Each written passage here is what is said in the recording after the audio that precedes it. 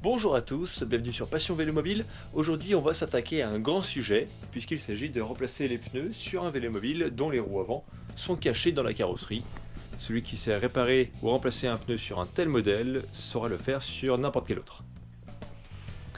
Ici en l'occurrence, il était temps de changer les pneus, vous voyez hein. On a carrément atteint la trame du pneu. À l'intérieur ça se voit, ça commençait à se voir. Mais c'était urgent.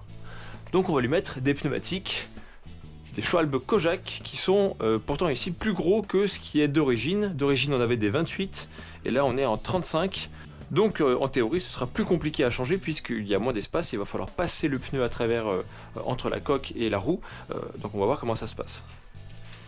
On va d'abord caler le côté de façon à surélever la roue légèrement.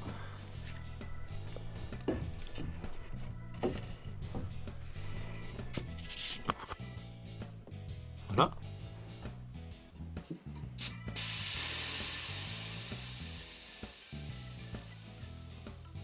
Ensuite, il faut décoller un peu les flancs de la jante. Et avec un démont de pneu, on va pouvoir commencer à le sortir.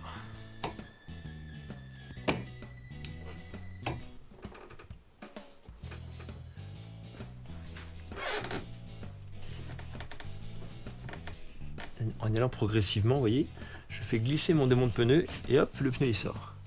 Maintenant, je n'ai plus qu'à faire tourner.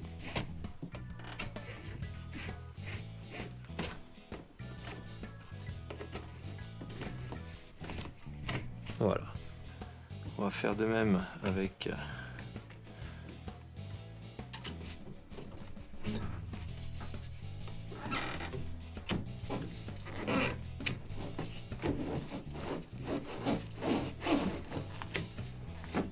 voilà. On enlève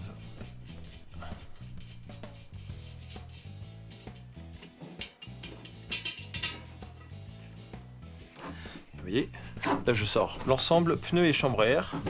C'est plus simple pour moi. Ouf. Ouais, effectivement. Aïe aïe aïe.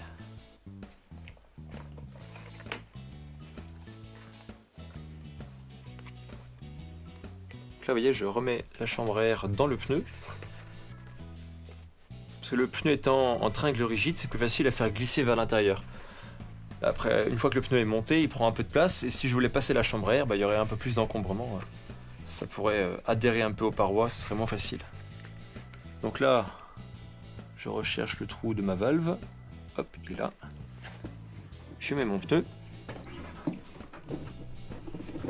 Alors, il faut passer juste le bout de coque qui est ici, et voilà, et après ça va tout seul.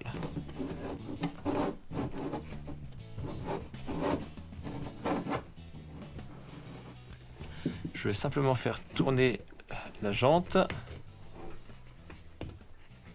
et insérer le flanc intérieur du pneu. Oui. Voilà.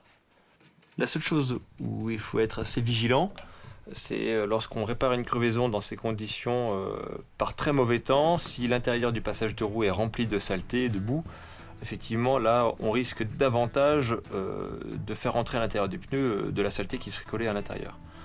Donc s'il le faut, on met un petit coup de chiffon avant, on prend nos précautions au moment de faire la manipulation.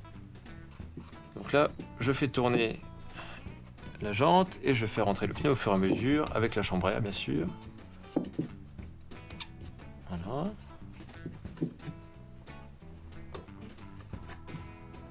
Attention à ne pas pincer la chambre à air. J'arrive au bout. Donc s'il faut, j'aide voilà, les flancs du pneu à rentrer vers l'intérieur de la jante. De façon à libérer un peu. Voilà. Et voilà. Donc c'est impeccable. On va faire baisser celui-ci.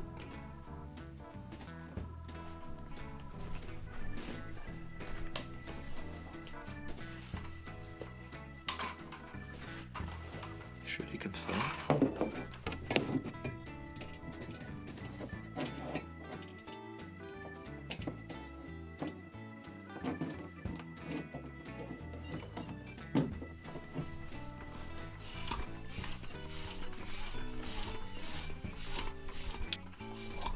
Ici on a affaire à des Schwalbe Kojak, donc la pression qui va bien c'est 6 bars.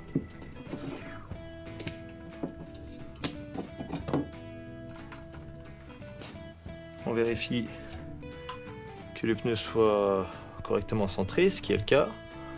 Parfait. On termine en n'oubliant pas de mettre un serrage complémentaire sur l'écrou qui tient la valve. Une fois qu'on est monté en pression, forcément la valve elle va remonter un petit peu. On ferme l'obus et on met le petit bouchon.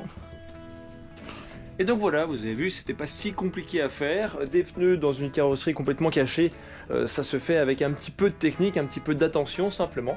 Autrement, le reste, c'est comme un vélo classique.